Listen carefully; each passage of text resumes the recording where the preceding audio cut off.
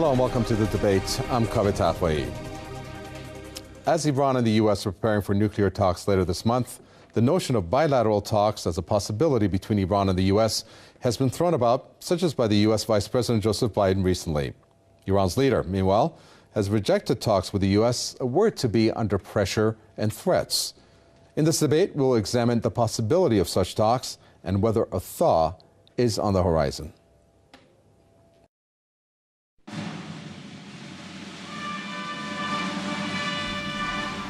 Ayatollah Sayyid Khamenei has met with a group of Iranian Air Force personnel on the occasion of the 34th anniversary of the Islamic Revolution. The leader of Iran's Islamic Revolution devoted a major part of his address to the latest U.S. sanctions against Iran and Washington's recent calls for talks with Tehran. Ayatollah Khamenei dismissed the U.S. offer of negotiations as senseless, while Washington keeps pressuring and threatening Iran. حالا اخیراً آمریکایی‌ها باز مسئله مذاکره رو پیش کشیدند. تکرار می‌کنند که آمریکا آماده است با ایران مذاکره مستقیم بکند. این تازگی نداره. مسئله مذاکره رو آمریکایی‌ها در هر مقطعی تکرار کردند. حالا امروز نوب میدان آمده ها مجددا تکرار میکنن که مذاکره کنیم و میگن توپ در زمین ایران است. توپ در زمین شماست. شما هستید که باید پاسخگو باشید. شما هستید که باید بگید مذاکره همراه با فشار و تهدید چه معنایی دارد. مذاکره برای اثبات حسن نیت است. شما 10 تا کار انجام میدهید که حاکی از سوء نیت است. اون وقت به زبان میگید مذاکره. توقع دارید ملت ایران قبول کنن که شما حسن نیت دارید؟ Ayatollah Khamenei added that the U.S. is insisting on holding talks with Iran because it needs a trump card to compensate for its failed Middle Eastern policy. Iran's leader said the U.S. is paying lip service to the idea of talks, using them as a tactical measure and a tool to pretend it is a superpower. Ayatollah Khamenei said the U.S. has pointed a gun at the Iranian nation and is saying, negotiate or we'll shoot. The leader, however, noted that Iran has always been willing to hold talks with those who have hatched no plots against the nation. Elsewhere, Ayatollah Khamenei referred to the conspiracies of Iran's adversaries. He said the enemies have exerted all their efforts to disappoint the Iranian people, but to no avail. The speech was very clear. This is not a denial of talks, but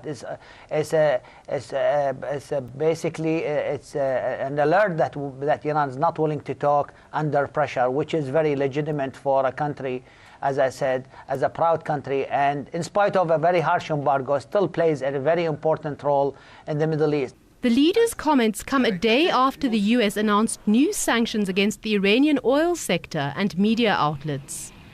Just a few days earlier, Washington had called for direct talks with Tehran. The U.S. has spearheaded many rounds of Western sanctions against Tehran in recent years. Iran has repeatedly said it will not give up its rights under pressure. Let's get this debate going. Let me introduce our guest. Political commentator Mark Dankoff joins us from San Antonio, Texas. We have a former U.S. diplomat, George Lambrakis, who joins us from London. And here in the studios, Press TV's Hamid Reza Ahmadi joins us. Gentlemen, welcome. I'd like to first start with you, Mark Dankoff. It started with this statement by the U.S. Vice President Joseph Biden at the Munich Security Conference. We'll be prepared to meet bilaterally. We would not keep it a secret if there is an agenda, if Iran is sincere. Shouldn't the question be whether the U.S. is sincere, or should it be the other way around? Well, I think the question is clearly whether or not the United States government is sincere. And given Joe Biden's long standing with the Israeli lobby, I think it's very clear what's going on here. The fact of the matter is that Congressman Ron Paul of Texas is correct, that whether you're looking at the economic sanctions, you're looking at the cyber warfare, You're looking at the assassinations of these Iranian nuclear scientists and all the rest of it.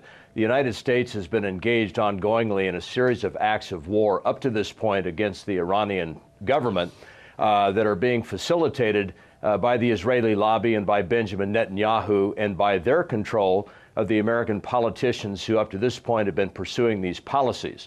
I think the American people increasingly are beginning to question what's going on here. And it may be that what Biden is talking about is an indication that the American resolve to pursue another war on Israel's behalf is beginning to weaken. Mahdi, let me ask you about what Iran's leader has said. He has come out and made a statement saying basically that, well, American policy in the Middle East, and I'm quoting him, has been destroyed, and Americans now need to play a new card. That card is dragging Iran into negotiations. Can you explain that for us? Yeah, America has pretty much lost in the Middle East. Just look at the situation in Iraq and Afghanistan. Look how America gave Iraq to Iran, how America did not solve any problems in Afghanistan. The situation in Afghanistan is getting worse day in, day out, and they have this person in Afghanistan in charge, Mr. Karzai, and very lately he's been speaking against the Americans, their presence in Afghanistan. He says the situation was much better. Afghans were much better off before Americans invaded Afghanistan. The situation in Syria, the situation in other parts of the Middle East, America did not manage to create any kind of breakthrough in the Israeli-Palestinian issue. So the U.S. has failed in policies that it has been pursuing in the Middle East region, and it does need Iran to help. And it does need to tell the world that, yes, America has failed in other spheres, but it has managed somehow to bring Iran to the negotiating table. But as long as this kind of offering direct talks by the United States is coming with more pressure and sanctions against the Iranian nation, it's not going to work. Iran is not going to talk with the U.S. under pressure. That's something that Iran has said it over and over again, and Iran has made it very much clear, and it is very much clear. George Lambrakis, then why is it that it's being portrayed otherwise in the media, the Western media mainly? And we were looking at how the U.S. has conducted himself in terms of the negotiations. Well, I mean, what are we looking at? Escalating covert operations, cyber warfare, economic warfare, not to mention. Is that the strategy? Isn't that what the U.S. has done? And then comes out and the VP of the U.S. saying bilateral talks is something that we're ready to have? I don't recognize anything that has been said either about American policy or about American politics by either of the two people who have spoken. My understanding of how international negotiations take place is you stop attacking people before you go into the negotiation. You try to have a degree of trust, and if you are a government, as the Iranian government is, worrying about people attacking from all directions, paranoid about being attacked, you have to think about looking at how you yourself are approaching negotiations. No one should have to force anyone into negotiations.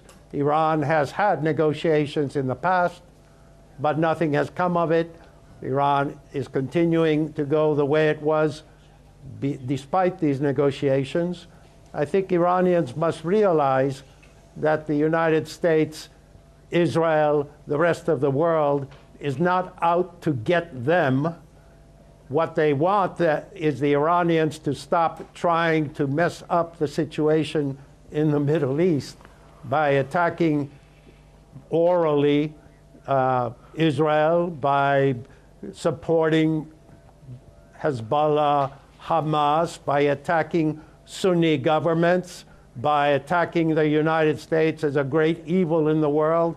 All of this comes from the fear that the United States and others want to overturn the government of Iran, which is no longer the case. Well, it's been the United States that's been attacking countries in the Middle East. The United States attacked Afghanistan. The United States attacked Iraq. The United States is the one that is creating chaos in the Middle East. The United States is the one that is trying to help Israel in every possible way. The United States has been, I think that's the core problem. The United States has been held hostage to Israel. Israel has held Americans hostage. And that's why Americans cannot make any decision independently. Even if the Americans talk about talks with Iran, because they have to do what the Israelis are telling them to do, they can't succeed. The talks do not make any sense as long as Americans cannot make a decision independently of Israel. So talks for talks' sake doesn't make any sense. Americans cannot go into any direct talks with Iran as long as they want to put pressure. They want to create a situation where they can't, there can't be any talks with good faith. Go ahead, Saying George something doesn't make it true. Saying something doesn't make it true. The fact that your last speaker, I don't know who he is, was making this great rhetorical attack on the United States.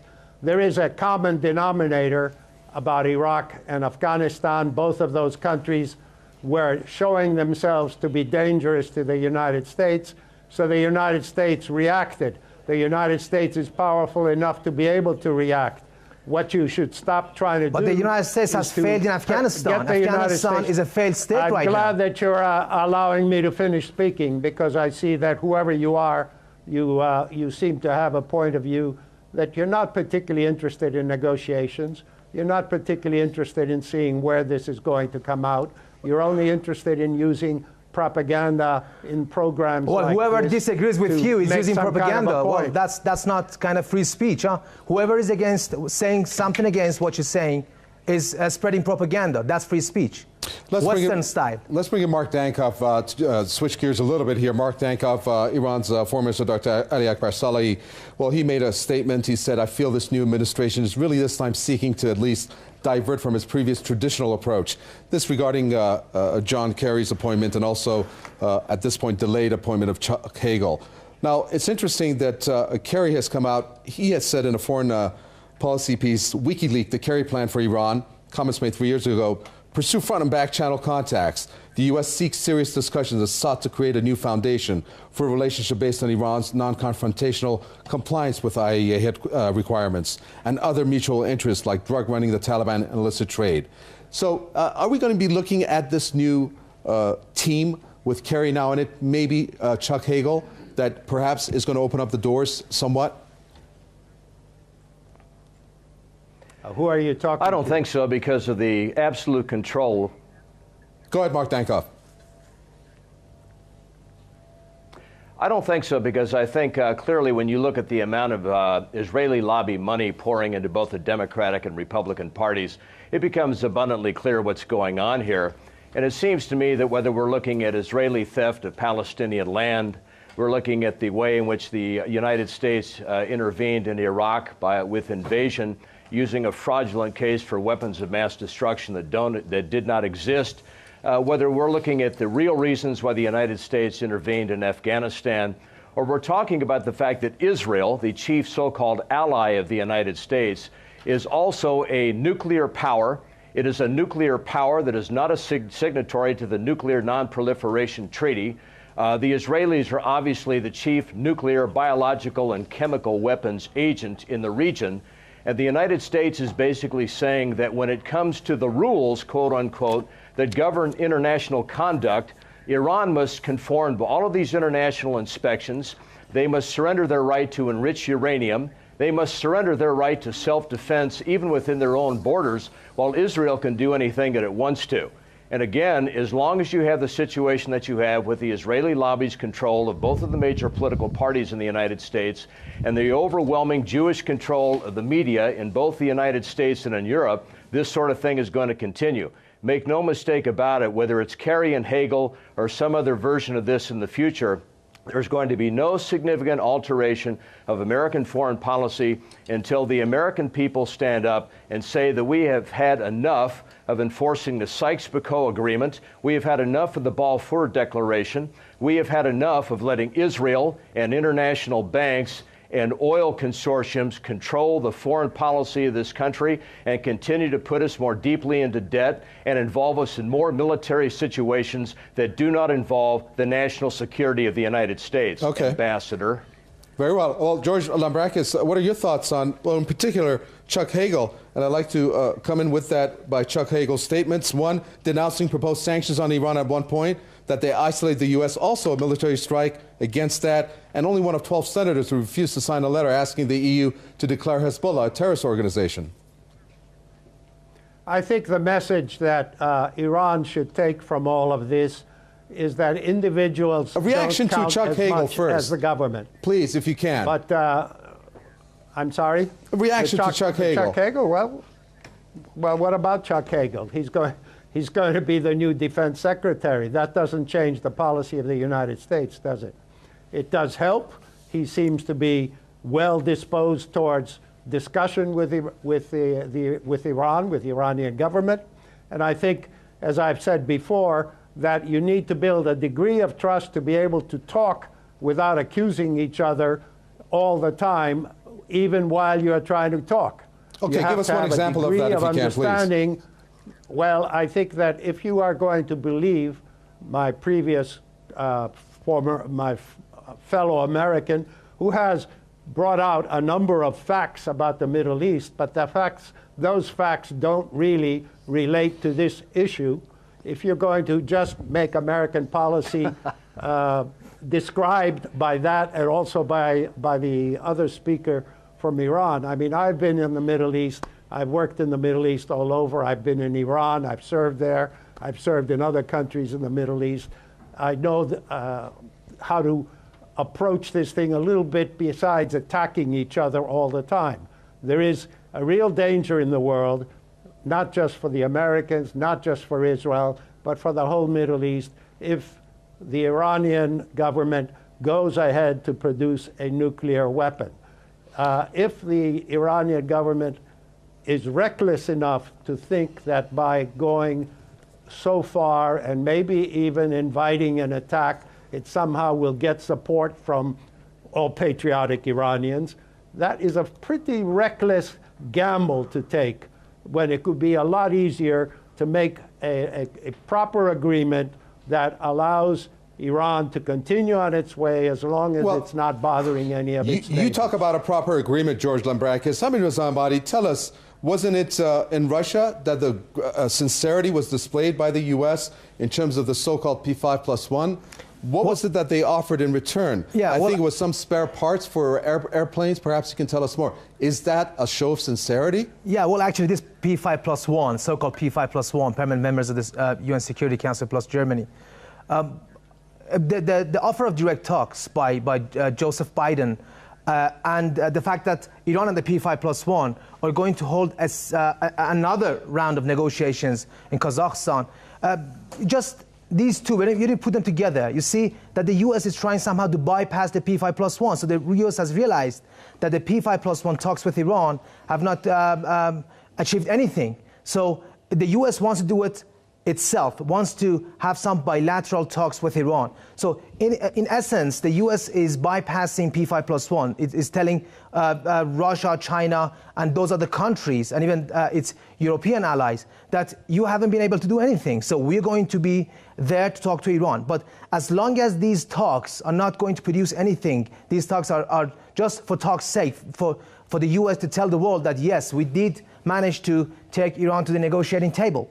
As long as the talks are not going to produce any results, Iran won't participate in such talks. And it's been proven in the past. You've seen there have been a lot of these kind of talks between Iran and the P5+1. Nothing has been achieved. One more point, which is very important, is the fact that America, this latest round of sanctions a couple of days ago, America is shooting itself in the foot.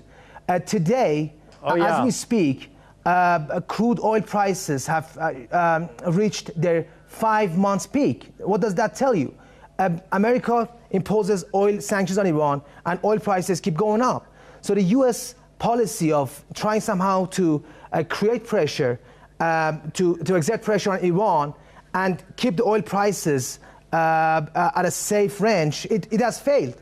America is also creating problems for the Americans. By imposing sanctions on Iran, the U.S. is creating problems for the Americans, for the Europeans. So this is another point that is very important. Do you want to hear anything Go Or do you ahead. just want to keep talking? Go ahead. Feel You free to would jump just in. like to keep talking. Feel free to jump in. Is that all you can do is talk? Let me hear you talk some more, whatever you want to say, because basically you're not talking about the issue we're talking about here. You're just making speeches about how terrible everybody else is, whereas we're trying to get to some of the facts behind the situation. Mark If all you Dankoff. want to do is talk and talk and talk, I hope you're not going to be in the negotiation with the Americans, because Yeah, that's Americans not are gonna very get good you at negotiations. anywhere. That's why they attack other countries. They kill May I just innocent explain? children. That's Can the I- UN report yesterday just that Americans yeah, have here we killed go. a lot of children in Afghanistan. That's why America is very good at negotiating. They negotiate with other countries. They Yes, don't and kill people. Iranians They don't have attack other risen countries. against their they negotiate government. with other countries. And Iranians have risen against their government. history is quite that clear. what you want to also talk about? Mark What I would like to explain to you is that the one-on-one negotiation which the Americans are prepared to do is not something the Americans want to force on Iran. It's reacting to the belief that the Iranians want that kind of a one-on-one meeting so that they can get some kind of a direct reassurance from the Americans that the Americans will not do more than what they say they will. And that takes a degree of sincerity. It takes a degree of to stop talking nonsense, as you have been for about 15 minutes now, running at the end of this. Well, the viewer can judge. What you should talk about is the negotiations that are coming up. I thought that's what the situation was about. Well, That's why we're having I'd like this to jump talk in, George tonight. Lambrakis. We're not I don't gonna quite talk follow about what you meant when you said Afghanistan so the Americans won't do more. Is that the threat that they have always put on the table? The all options on the table That threat? is Which because is, perhaps yeah, Mark that's Dankoff, because we've got to give you some Iranian- floor time. Mark Dankoff, the can issue you of say the anything strategy once? with the threats. Please tell Excuse us, me, can you say who's anything going to be the just one once? breaking this stalemate? Obviously, we're not seeing the signs coming from the U.S. I'm afraid that you are Mark unable to Dankoff, speak please. simply. George Lambrakis, we're going to come back to you. What I'm trying to tell you is that this problem is not going Well, to be you're the one who solved by just doesn't attacking. allow other people to speak. Mark Dankoff, go ahead. Let me simply say this to the American ambassador. He uses the word reckless in describing the policy of Iran. I'd like to say, as a patriotic American who believes in the United States Constitution, that it's absolutely reckless that the United States continues to be dragged around by the nose by a Zionist regime that has given us the bombing of the King David Hotel, the attack on the United States in Egypt in 1954, courtesy of the Lavon affair, that has given us Israel's attack on the USS Liberty, its deliberate attack, according to Dean Rusk, in 1967, that killed American citizens, and has given us the Pollard spy case, the IPAC spy case, and to quote Dr. Alan Sabrowski of the U.S. Army's National War College, 9/11 was an Israeli Mossad operation, 100%, period.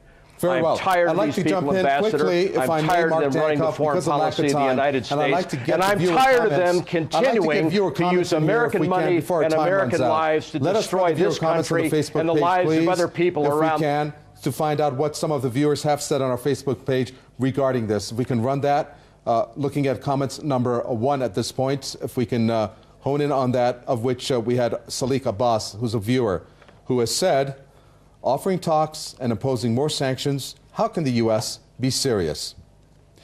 Looking at the second comment, just a smokescreen. The Americans are not interested in peace. They have other pressing concerns like a belligerent pro-Israeli lobby in the Senate who wants further wars in the name of protection of Israel. Obama is under pressure, so I don't take this peace offering seriously. In closing, Hamid Reza Ahmadi. Well, the situation in the Middle East and the talks that the United States is offering and the pressure and the United States is exerting on the Iranian nation, these are the things that, some facts that are very much clear to the audience. People can judge for themselves. People can see how the people of Afghanistan and Iraq have been suffering over the past several years. And people in Pakistan, the drone attacks by the United States. And the U.S. has not shown any kind of good intentions to the people in this part of the world. So there is every reason for Iran and many other people in the world to doubt American sincerity. Very well, we're going to have to leave it there. Thank you very much, Persevi Samir with his comments there here in the studios. We also had political commentator Mark Danko from San Antonio. And thank you very much. Former U.S. diplomat George Lambrakis made his comments from London. And thank you for watching another edition of The Debate. From me, Kaveh Tafa, and the entire team in the capital, Tehran. It's goodbye.